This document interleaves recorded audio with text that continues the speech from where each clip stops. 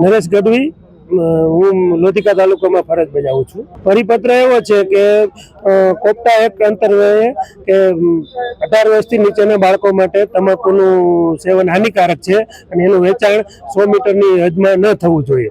તો અમારો પરિપત્ર સામે એ વાંધો છે કે દંડની જોગવાઈ અમારે કરવાની. ફેબ્રુઆરી મહિનામાં જ્યારે એક ડ્રાઈવ કરી હતી કે ભાઈ તમે આવી જાગૃતતા કહેવું, એટલે અમે પોસ્ટર છપાવ્યા, જે તે દુકાનદારોને સમજાવ્યા કે ભાઈ આ 100 મીટરની હદમાં આવે છે તો તમે અહીંયા આ વેચાણ ન કરો. હવે એના અનુસંધાને હમણાં એક પરિપત્ર એવો થયો કે ઉપર જિલ્લા લેવલથી જો કોઈ સ્પેશિયલ ડ્રાઈવ થાય અને પકડાય તો આચાર્યને કે સરપંચશ્રીને એને દંડની જોગવાઈ કરવી.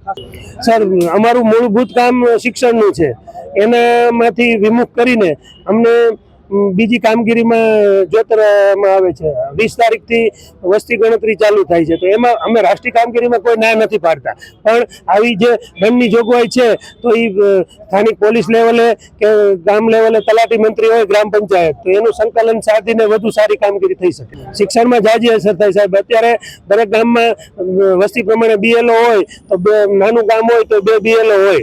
એ સિવાય આ કામગીરી આપે છે. હમણાં SIRની કામગીરી છેલ્લા 4 મહિનામાં શિક્ષકો વર્ગમાં જઈ જ નથી શીખ્યા SIRમાં. તો અમે ગાંધીજી ત્યાં માર્ગે અમારા સંઘ લેવલેથી અમે આંદોલન કરશું.